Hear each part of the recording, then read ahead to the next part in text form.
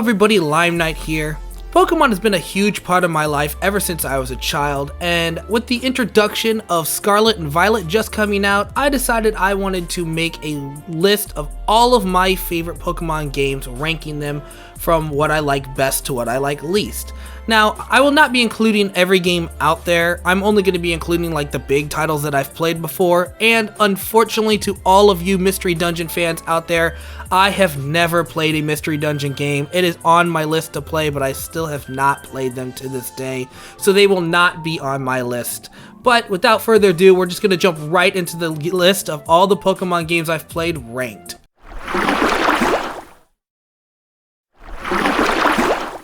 At the very bottom of the list is the game Pokémon Snap. Now, I know when Pokémon Snap came out on the Nintendo 64 in 1999, it was a brand new idea. They've never done anything like that. And I was entranced as a kid, like, oh dude, I can take pictures of Pokemon, how awesome is that? But very, very quickly that excitement faded after realizing it was just the same thing over and over and over.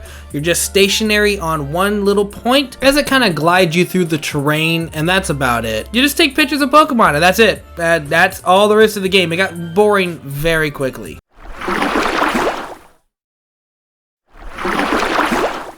The next one on my list is Pokemon Shuffle. There's not much to say about this one, honestly. Came out on the 3DS, then eventually came to mobile, but it's basically Pokemon Candy Crush.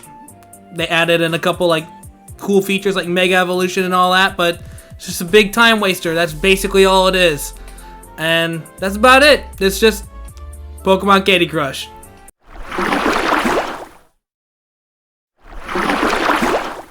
The next game on my list is the new Pokemon Snap. New Pokemon Snap literally suffers from the exact same negatives that the original Pokemon Snap suffered from. I will say obviously the graphics are much better now because it's a newer game. There is more of a story which is better, and obviously there's a ton more Pokemon now that we are this many generations deep in Pokemon. But it still suffers from the fact that it is boring. I guess it's just not appeal to my type of tastes in video games, but overall it was just a very boring game. It was just the same as the original. You just sit stationary in a vehicle and take pictures of Pokemon. I get that's the whole general point of the game. I did like the fact that you could edit your photos and post them on Twitter and whatever, but that was kind of cool. But other than that, that's the only shock value I got out of the game. But that's just my opinion.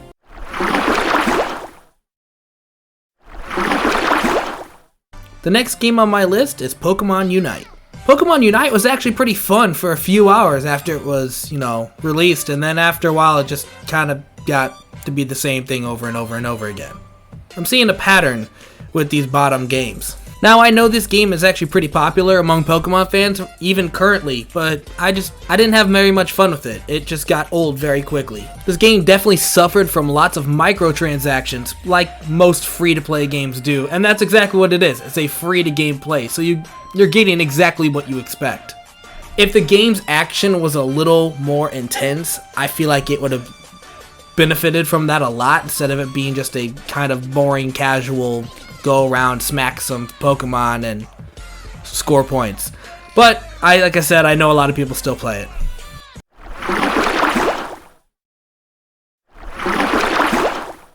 The next game on my list is actually one that I had a lot of fun playing, and that is Pokken Tournament. This game was a brand new idea Pokemon never done. They made a Pokemon fighting game, and hey, it wasn't the best fighting game ever, but it was something new, something different, and I had fun. This game definitely had a lot of potential. I don't think it reached its full potential, but it had a lot of potential. It was a very good competitive game, so fighting game experts could come in and destroy everybody like they normally do in fighting games. Like I said, competitive scene was great. It was very boring solo. Like, they had a story. It was a very small, kind of boring story, but it was a story. Like, fighting games aren't meant to have story, and if they do, they're not the greatest. That's why this was a great game for competitive. But it had, like I said, it had potential. It didn't meet its full potential, but there is room for another one if they ever want to try.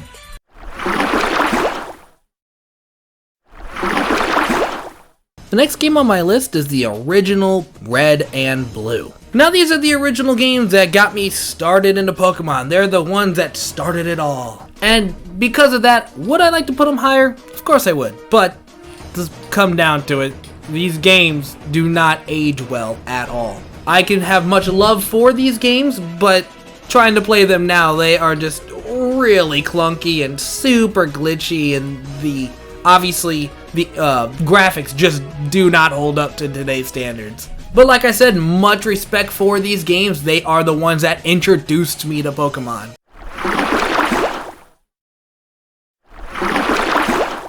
The next game on my list, get ready YouTube commenters, I'm expecting a lot of backlash. Because the next game on my list is Pokemon Platinum. Now I've never played Pokemon Diamond or Pearl, I've only played Pokemon Platinum. Now obviously my Pokemon on Generation 4 is extremely unpopular, but Generation 4 is my least favorite generation of Pokemon. Because of all the slow text, and can I even get started on that slow HP bar? My god.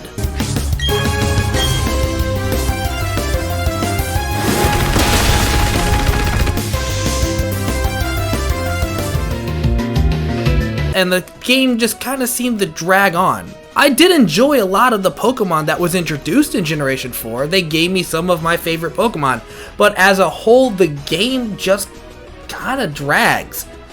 I know that guy said that's super unpopular, but that's just how I feel about Pokemon Platinum.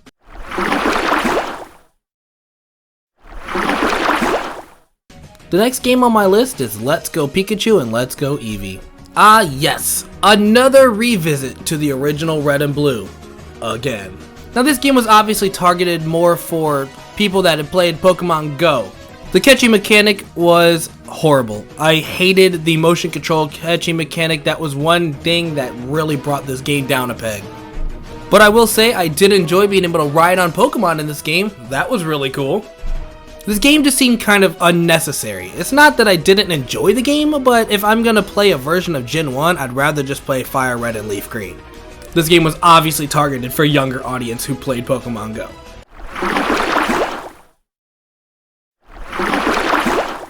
The next game on my list is actually a game I recently just played for the first time, and that is Pokemon Ranger Shadows of Almia.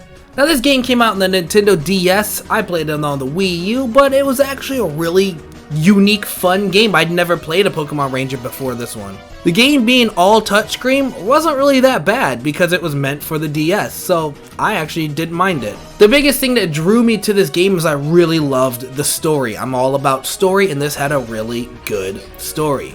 This being the only one I've played out of the trilogy, I can't really say much about the other Pokemon Ranger games, but I just know that I had a lot of fun playing it. It was a very unique style of Pokemon that I've never done. I'd never played a game like this, so that was a breath of fresh air. I just loved it.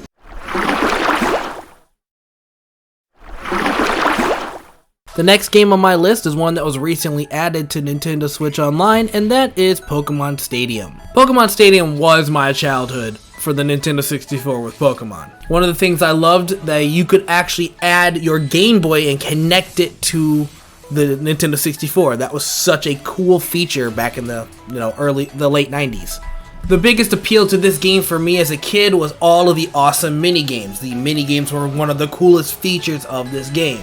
I would spend hours with my friends just non-stop playing the mini-games. Also, I love the fact that all the announcers would explain what's going on in the games. I thought that was kind of cool too as a kid.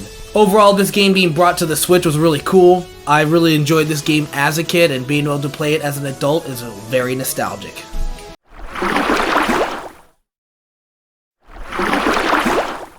The next game on my list is Pokemon Go. Now I know Pokemon Go is a controversial pick, because a lot of Pokemon fans don't like Pokemon Go, and a lot of fans do like Pokemon Go. It's a double-edged sword, but it has to be on this list. The main reason it is on this list is because you can't deny that Pokemon Go reshaped Pokemon. Like, Pokemon Go is a humongous impact on the Pokemon community. Look how much Pokemon Go has changed and evolved over the years since it was released in 2016. The main reason I enjoyed Pokemon Go for the most part is the fact that you can play it at any leisurely time on your phone. It's not the most fun game, but it's just the most convenient game. Plus, it's free to play. Of course, that means you have a lot of microtransactions if you want to, upgrade your Pokemon slots, your item slots, stuff like that. But overall, I use it mostly to find like shiny Pokemon and stuff and then transfer it to Pokemon Home. But that's just me. So yes, Pokemon Go has to be on this list because it is such a giant impact on the Pokemon community, and that's why it's on this list.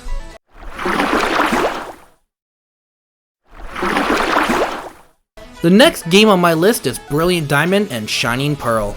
Now remember how I told you that Pokemon Generation 4 is my least favorite of all the generations? Well, this game actually made me kind of tolerate Generation 4. Now again, I'm going to get a lot of backlash because people are like, how could you put Brilliant Diamond and Shining Pearl above Platinum? That's blasphemy. Well, for me, like I said, did not really enjoy Platinum, but this game at least fixed some of the problems with Platinum. For one, they fixed the HP bar situation I was talking about in Platinum. That was a humongous plus. Pokemon sort of follow you. They do follow you, not great, like they do in like the DLC for Sword and Shield, but they do follow you in Diamond and Pearl. They got rid of HMs and more TMs. That was pretty awesome that they did that. They expanded on the underground, made it a lot bigger and better, and you can find more Pokemon. And yes, let's address the elephant in the room. Everybody hated the chibi look for the new Pokemon of Brilliant Diamond and Shining Pearl. I didn't mind it. It didn't affect me anyway. It's supposed to be more like the originals. They were trying to make it like aesthetically look like the originals, but in like a bubbly form. It didn't turn out the best, but it didn't deserve all the hatred it got. It was fine. Honestly, I probably will never go back to playing a Generation 4 Pokemon game because like I said, I just don't enjoy that generation. But if I do, I will go back to this game. I would rather go back to this game than play Platinum. Haters come at me.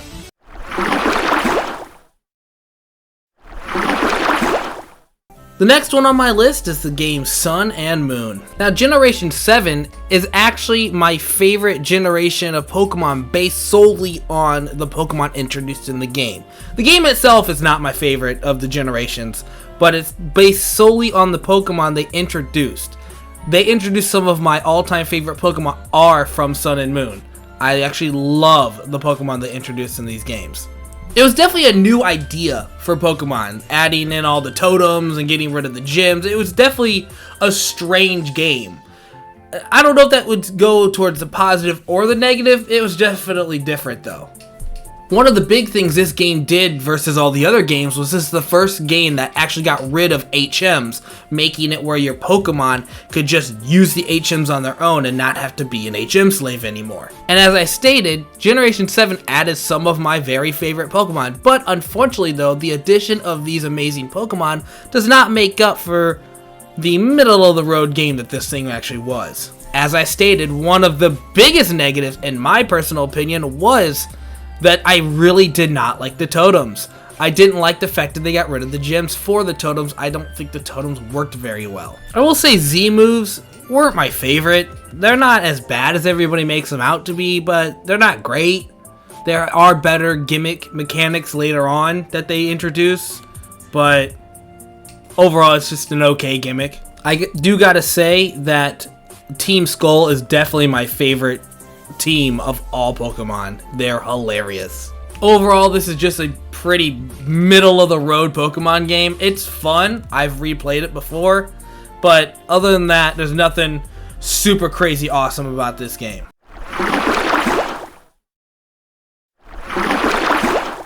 The next game on my list is Ultra Sun and Ultra Moon. The sequel game to Sun and Moon basically is just Sun and Moon plus adding in a few extra things. Ultra Sun and Ultra Moon added extra story, which was pretty cool.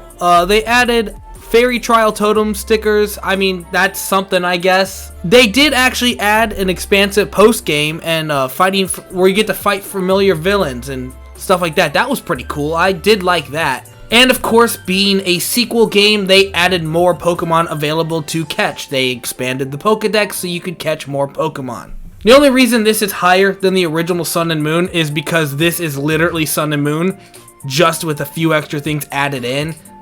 as I stated, it's Sun and Moon Plus. That's basically it.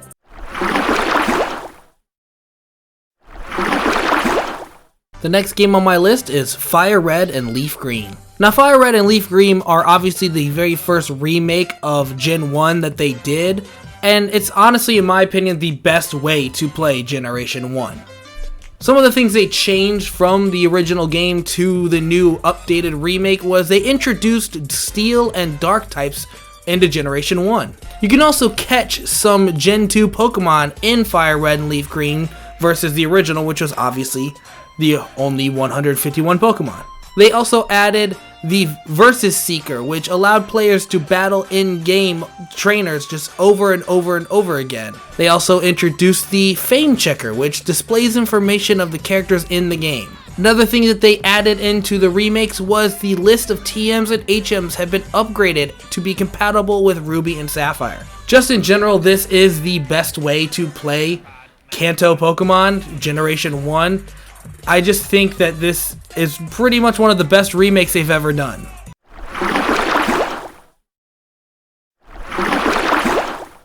The next game on my list is Pokemon Sword and Shield. Now, this is probably the game I spent the most time playing overall in Pokemon.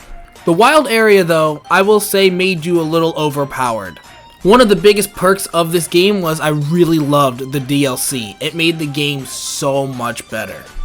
The Pokédex was massive, especially after they added the DLC. The Pokédex just expanded exponentially. The story was kind of boring, but I didn't hate it. I mean, the story itself was just a general Pokemon story.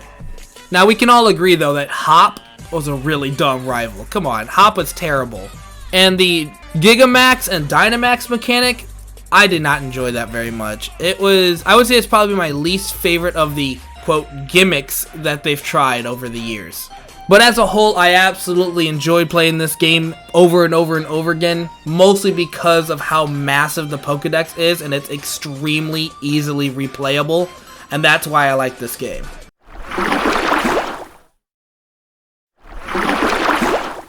Now we've reached the point of the video where we're at my personal top 10, and the number 10 on my list is Pokemon Yellow. Pokemon Yellow is extremely nostalgic to me. A lot of it has to do with because this game is stuck so closely to the TV show more than focusing on the games. I grew up watching the TV show. It's what got me started in Pokemon. It was what piqued my interest in the franchise as a whole. And of course, when Red and Blue came out, Red and Blue was great. But when Pokemon Yellow came out, it really got me hooked onto the video games because, like I said, it was stuck more to the show. You get to have Pikachu as your partner. You can have all three starters as an option to get throughout the game. And I just had more fun with it. And for all those people that didn't grow up in the 90s, this was one of the few games that had color. Red and Blue did not have color when it first came out. But I love this game. If I were to replay any original Kanto game, this is the one I'm playing. This has so much nostalgic for me. I love the fact that you can have Pikachu as your partner, and what can I say? I live in nostalgia.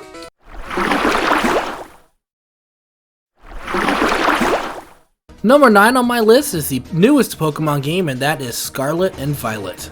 Now, Scarlet and Violet has been overall pretty popular with the most of the Pokemon community. We've all kind of agreed that this is a pretty good game. I think the open world worked really well, and that's kind of what fans were hoping for, was a good flowing open world, and I feel like they gave that to us. Another big perk for me personally, at least, was I really enjoyed the story of this game. The story seemed much darker than some of the past Pokemon games, and it had just a really good tone to it. Like the story itself was honestly pretty dang good compared to other Pokemon games. And the new gimmick of terrestrializing your Pokemon was actually pretty cool. Not as cool as some of the other ones, but it wasn't terrible. I mean, I like the fact that I could change my Pokemon's typing. That helped out for raids. But yeah, it was a pretty decent little gimmick that they added into this game. I love the fact that there was like 3 different branches of stories that you could go to. Some were much better than others, but overall, I enjoyed the collective of all the stories. But with every good game, there are negatives to it as well, and the biggest one is we all know it's coming. for Pokemon Scarlet and Violet are some of the glitches. They're notorious for this game to have a lot of glitches. And I even experienced some glitches when I played through it as well.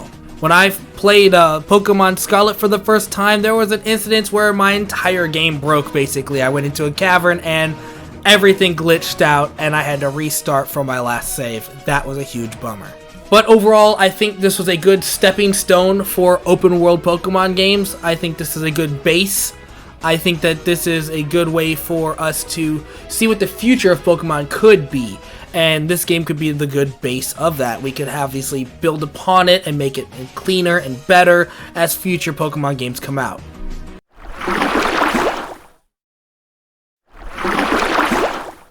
The next game on my list is Pokémon Emerald. Now, Pokémon Emerald was my very first introduction to Generation 3. I had never played Pokémon Ruby or Sapphire. I do know that those games are very popular, but I know Emerald is the most popular. When I first experienced Emerald, I had a great time.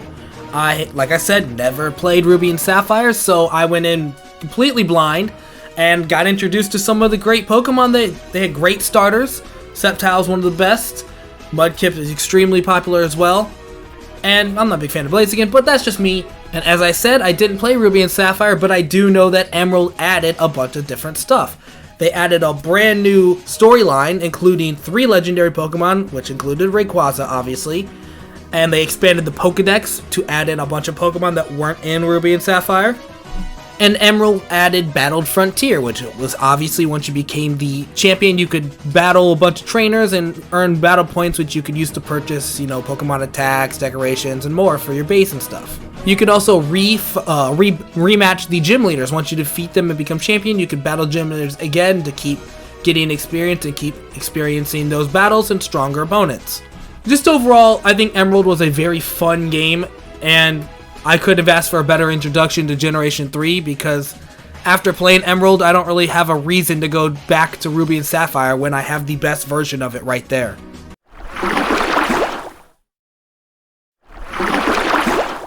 Sticking with Generation 3, we move on to my favorite way of playing Generation 3, and that is Omega Ruby and Alpha Sapphire. I think this is the definitive best version of playing Generation 3. I know most people would say Emerald, but I prefer this version better. The reason why I would say I like Omega Ruby and Alpha Sapphire more than Emerald is because each one of them had their own specific things. Emerald didn't introduce the Battle Frontier, but Omega Ruby and Alpha Sapphire added the Delta episode, and one of the biggest perks to this, why I like it more than Emerald, is it added in the Mega Evolutions from X and Y. And they also had primal versions of Groudon and Kyogre. The biggest thing, though, was adding the Megas. I freaking love the Megas that they added in Generation 6, and then they brought that into a Hoenn Generation 3 game. I thought that was amazing. That's why this game is really high up on my list. Another big perk for Omega Ruby and Alpha Sapphire was that the National Dex was available much earlier than Emerald was. And another minor thing, not a big deal, but they added fairy types in this game, because obviously fairy types didn't exist in Emerald, but now it does in Omega Ruby and Alpha Sapphire. Just overall, there is always a big rivalry between these two games, I feel like, between the Pokemon community, Emerald versus Oraz. I prefer Omega Ruby and Alpha Sapphire, but that is just my personal opinion. The next game on my list is Pokemon Black and White. Pokemon Black and White was an awesome story. It had the best story of all Pokemon. For once, this game decided to make it where instead of it being just you're the good guys, they're the bad guys, it made you question the bad guys' choices. Like, a great example is N. N wanted to free Pokemon. He thought that they should not be slaves of the Pokeballs. So his quote-unquote bad guy stuff was just trying to liberate Pokemon from their trainers. I know they still went about it in a bad way, but he was trying to free basically slavery. And this is the first time Pokemon made you question, it's like, what you're doing right? I don't know. The only negatives I can even think of is that it had a limited Pokedex. This was one of the times where Pokemon decided that you couldn't reuse any old Pokemon, and it's going to be brand new Pokemon only on the Pokedex, and that's all you could capture, which was kind of a mixed feelings for a lot of the fans. But overall, this was a fantastic addition to the Pokemon series, and like I said, I would personally say out of all the Pokemon games, the Black and White series had the best storyline.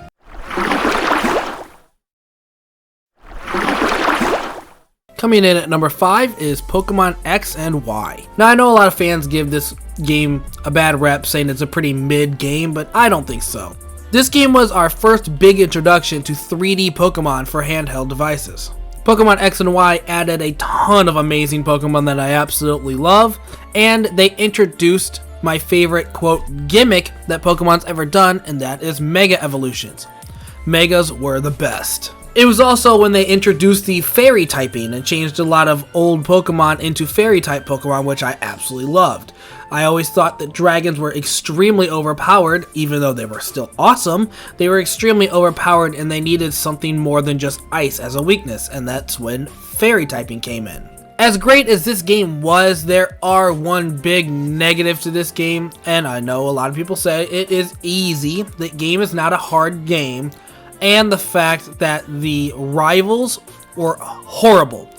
Tierno, Shauna, and Trevor, some of the worst rivals that Pokemon's ever put into a game. But overall, the reason it's so high on my list is because of the additions to all the Pokemon that I love out of Generation 6 and the inclusion of Mega Evolutions that needs to come back. Please, Pokemon.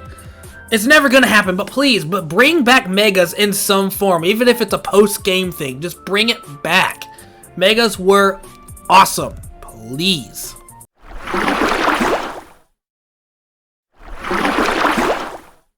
Number 4 on my list is Pokemon Legends Arceus. This is one of the newer games that they just recently came out with, and I really enjoyed this game. I had absolute blast playing this game. It was a new style of Pokemon, brand new, and I think it turned out pretty well. It was free roaming for the most part, not like Scarlet and Violet free roaming, but it was a stepping stone towards that direction.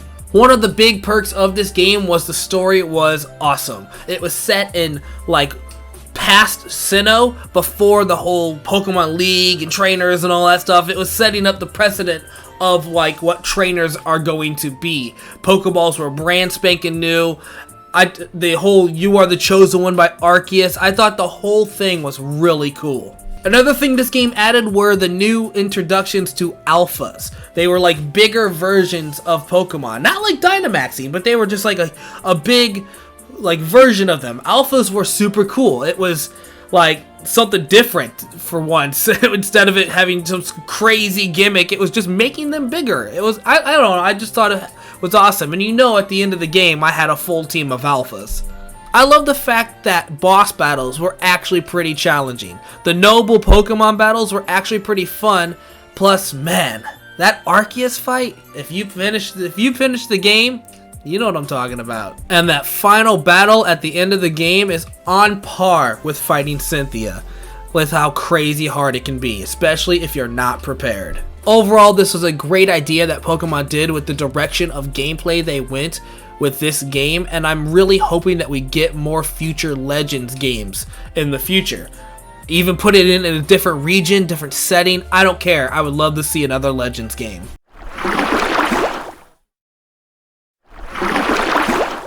Number 3 on my list is Pokemon Black and White 2. The amazing story continues from the first game. I would say that this game's story is on par with the first game. Black and White 2, I love the fact that it's a direct sequel and we can see what happened after the events within at the end of the first game and see how Team Plasma has changed in the last 2 years. I loved the sprites in this game. I think this game had the best Pokemon sprites in the entire series actually. One thing that Black and White 2 did differently than the first game was that it added more Pokemon to the Pokedex, so it made your team be able to be more diverse to fit your needs compared to the first game. And just like with Black and White 2 also had the best music in all of Pokemon in my opinion. I think Generation 5 had the best soundtrack of all Pokemon. Just overall, this was a better predecessor to Black and White, only solely because of the gameplay was a little different. They added more stuff. They made it where it's a direct sequel. They made it where you could just continue the story of the first game with a new protagonist. Black and White and Black and White 2 were so close on how great they are. They're pretty much equal, but the only reason this was a little higher is because they added more stuff.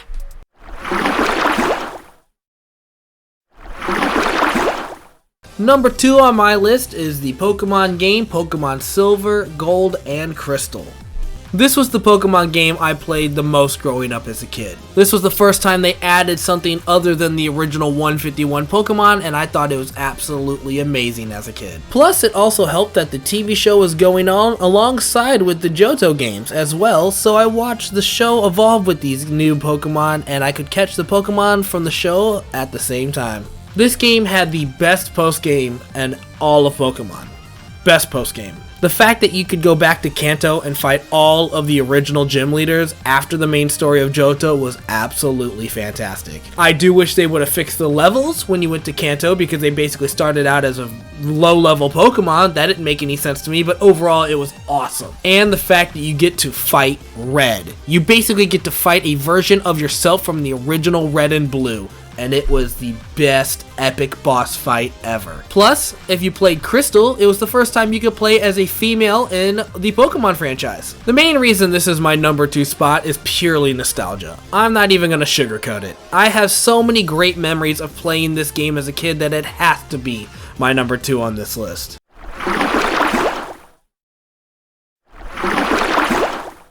My number 1 spot for my very favorite Pokemon game is Heart Gold and Soul Silver. This is the best remake of any Pokemon game. They took my favorite Pokemon game and updated it at the time with, quote, modern graphics and features, and just made it better. It came out during Generation 4, so they added a bunch of more Pokemon that you could catch from all the generations prior. You could connect this game with Diamond, Pearl, and Platinum, and it allowed further accessibility to many species of Pokemon that were available at the time, as well as opportunities for more competitive play against a variety of teams. Plus, your Pokemon could follow you in this game. It was such a cool feature back in the day. This was like not heard of back then. I do wish that this game would get the Legends Arceus treatment. I think that Johto could be the next Legends game.